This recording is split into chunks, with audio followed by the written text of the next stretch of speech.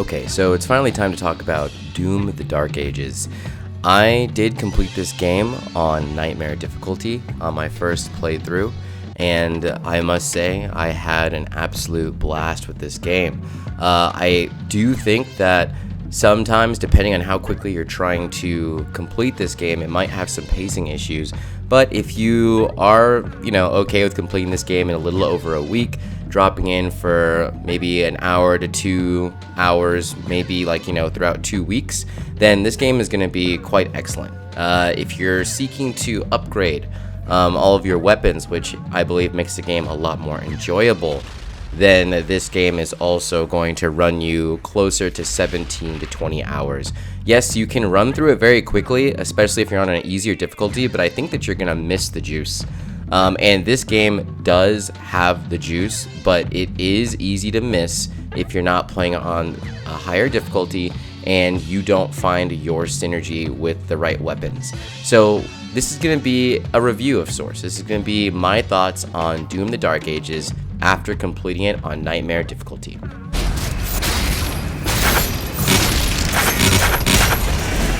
So let's start out by saying this is an extremely ambitious game. And the reason why I say that is because of mainly the mission design and the structure of, how everything plays out. Developers over the past, I'd say 10 years, they've started to finally arrive at their dream of making their game somewhat open world.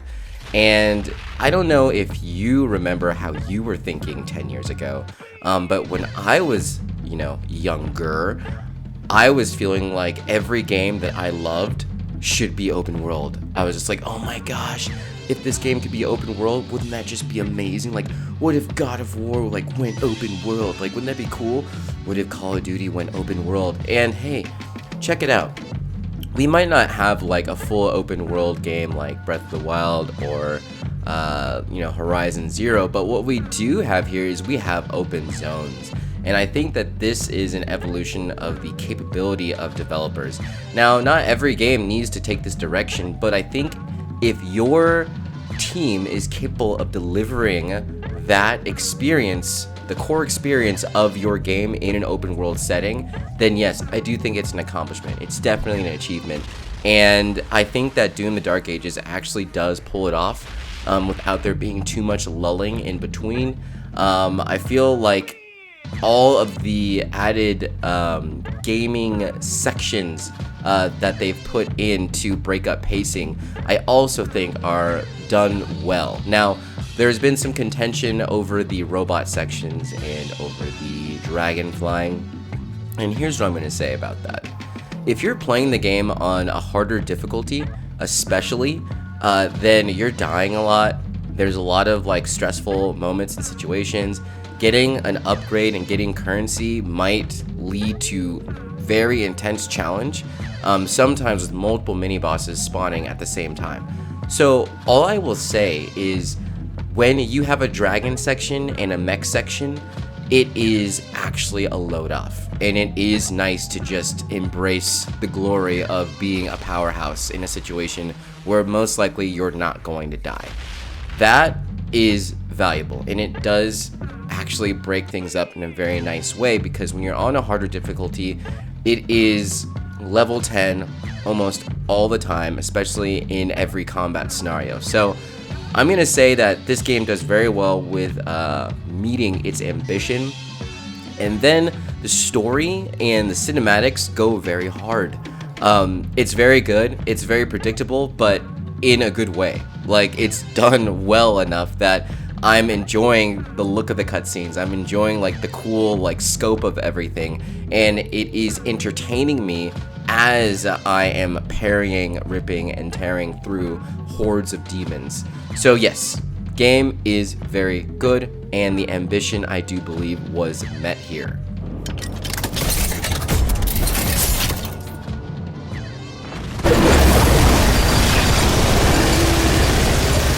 It's also important to kind of establish that I haven't heard this from any interviews or anything, but Hugo Martin loves God of War, doesn't he?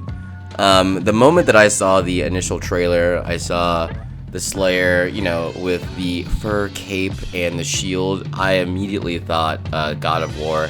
And it's so funny how, you know, first off, we have throwing the shield and it coming back to you, just like Kratos throws his axe. And some of the puzzles that take place, they, you know, require you to, you know, activate a mechanism while a door opens, and then you jump through, you know, the open space, and then you recall your shield back, just like in God of War. And there's even a spoiler that I'm not going to spoil, but there is a level that is a direct reference to God of War 3, like in so many ways. And I thought it was entertaining. Like, I didn't think it was like, oh my god, like, I can't enjoy this because it's been done before. Like, no, I can enjoy it because it's been done before by a game that I love. So, yeah, and I think that Hugo Martin loves God of War, and I just had to say that. This is probably the perfect time to now dive into the gameplay aspect of everything, which is, you know, the actual action, the combat. It is so good, and in the beginning I feel like it was so misunderstood. Doom Slayer has a dash. It's on a very small cooldown, so he can cook. Okay, so he can sprint essentially, and this does replace the dash. Even though in Eternal I do miss being able to dash in any direction, I feel like this is sort of circumvented with your shield bash ability. So this, you can find any demon that on the field, and then you can kind of lock onto them by holding L2 and then press R2, and then you will dash across the field towards them. And I mean, I don't know how far, you know, you can make this happen, but it's pretty far. It's not from any distance, but it's from a vast distance indeed, and it feels so good, and it does kind of replace the dash. And how the momentum kind of works here is, you know, when you see a green projectile coming at you, you have the ability to parry it. Usually upon that parry, you want to dash towards the demon that is getting parried. That way you can kind of lock in, hit them with your super shotgun, hit them with the melee, and then actually, you know, begin to, you know, complete your finisher.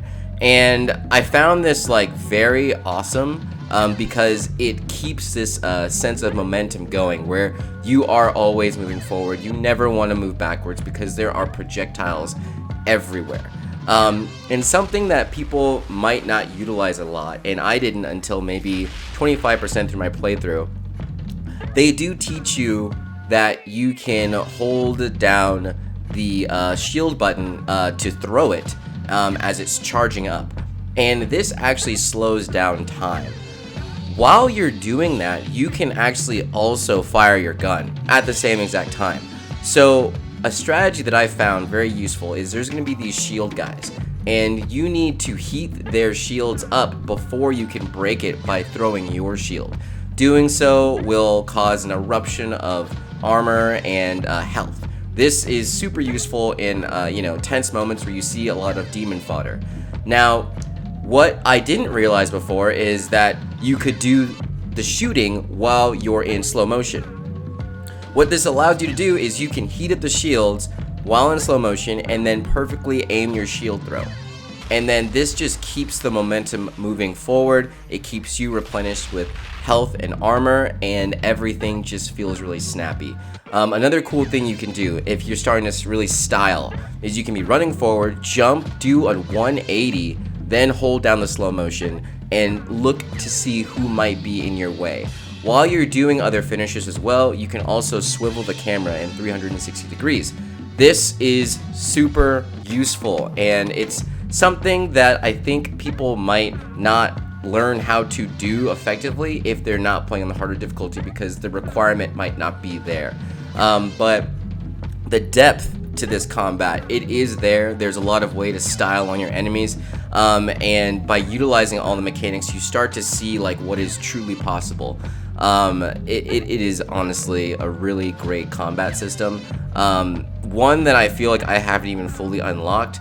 I predominantly was using the flail, which is like, you know, it's like a ball and chain, and the way I had it set up is when I hit demons, they would explode, like fodder demons, they would explode, they would give me armor, and then any lower class demon that was around would explode at the same time.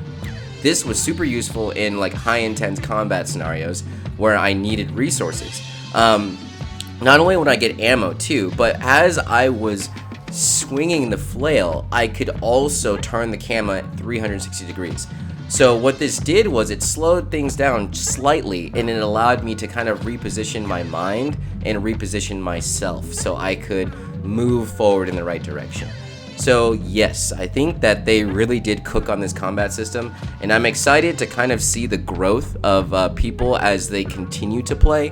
And you know that they're going to be introducing new difficulties. People are going to be experimenting with the sliders, increasing the speed, maybe decreasing or increasing the parry windows. I don't recommend increasing the damage that you take because there are projectiles everywhere. And even the fodder demons can kill you pretty easily if you're not moving, if you're not jumping. Like it gets challenging. But once you find the synergy of the weapons you want to use, you can stick with those weapons. I usually used the super shotgun and the chain ball gun. And the chain ball gun was awesome because it helped me deal with enemies that had a lot of armor, and I was able to parry them and then immediately have a charge on that ball and chain, and then boom, shoot it, and then just destroy their armor. And then the super shotgun is just good for so many situations. When you're up close, you're just ending enemies so quickly. It is insane. And then the pulverizer starts to actually take the place of the minigun once you upgrade it enough. And it'll be so strong that as you're firing it, you're going to be getting health and ammunition back.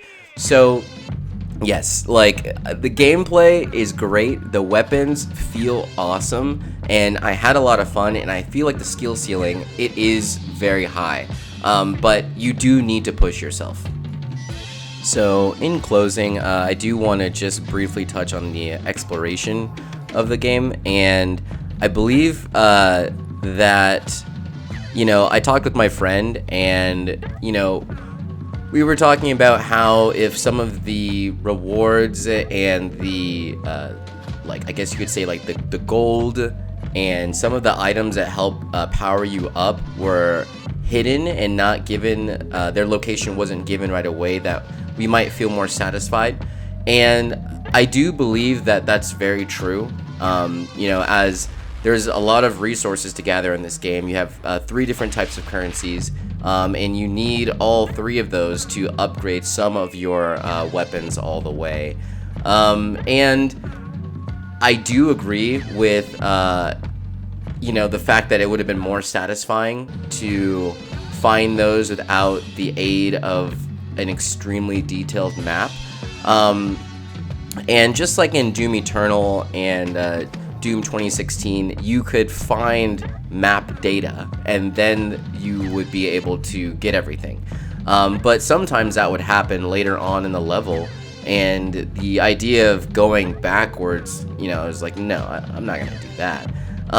So they just kind of circumvented that here altogether by providing pretty much all the information that you need, and they just want you to explore. And as much as I agree with the idea of having us find it for ourselves would have been nice, I think it would have actually kind of ruined the momentum of the game. And that's just because there's so much to find, and so much of it, that currency, it is extremely valuable. And once I started upgrading my weapons and some of my abilities, the ability to play the game more effectively became very apparent. I did become a powerhouse, and I did become someone who knew how to use the systems, and those upgrades became very, very, very useful for me. So being able to find them was great. Knowing where they were and then just figuring out how to get to them was also fun. It was like a puzzle, and there's not a lot of puzzles in here, but every location in the 22 chapters, for the most part, is like an open zone. So before you get into this game, realize that If you actually want to get the best combat experience, you're gonna need to explore. And once you find what works for you, they do dish out enough of the currencies that you can upgrade everything in a single playthrough. So once I found the weapons that I vibed with the most, I then, probably by mission 18, I stopped caring too much. And I had more than what I needed by the end, a lot more. So yes, exploration is definitely there. And it is really fun, but maybe not for everyone. However, I think if you do embrace it, then you'll get a better combat experience in the end of the day. And then my last thing, it's kind of a critique, but I just found myself dying a lot when I was in the locked takedown animations. When the enemy is faltered with a purple outline, and then, you know, it says, all right, like, hit them with your melee to, like, do the finisher. During that time, you can still take damage. And I found myself dealing with a couple mini bosses, and I would get the finisher on one of them, and then the other one just like hit me and I died, and I was like, wait, I don't like this. So it did make me manage things a little bit differently for those encounters, but I do feel like it did ruin the momentum feeling that I was having, because it just means that every time you see a finisher, it doesn't mean that you're going to be able to execute it and then actually get the health in time before you die.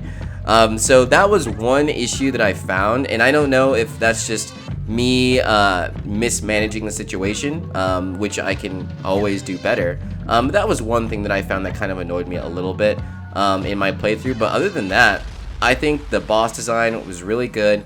I did enjoy the final boss encounter. It reminded me a lot of just playing a Secure game or Nine Souls. Lots of parrying. But if you like parrying, then this is really fun. But if you don't, like, I could see you having an issue with this game as a whole. The parry mechanic is so embedded in the DNA, and if you don't like games with lots of parrying, then you might not like this. Or it could be the first parry-based game that you get into. So yeah, they cooked on this one. They did something different. Everyone's saying it, but it is true. This does not feel like Doom Eternal. This does not feel like Doom 2016. But this is an excellent entry, and I can't wait to play through it again. Well, I hope you guys enjoyed this Vault review. Have a great rest of the week, and yeah, definitely, if you got the spare cash lying around, I'd pick this one up. It's definitely worth it. All right, take care, guys.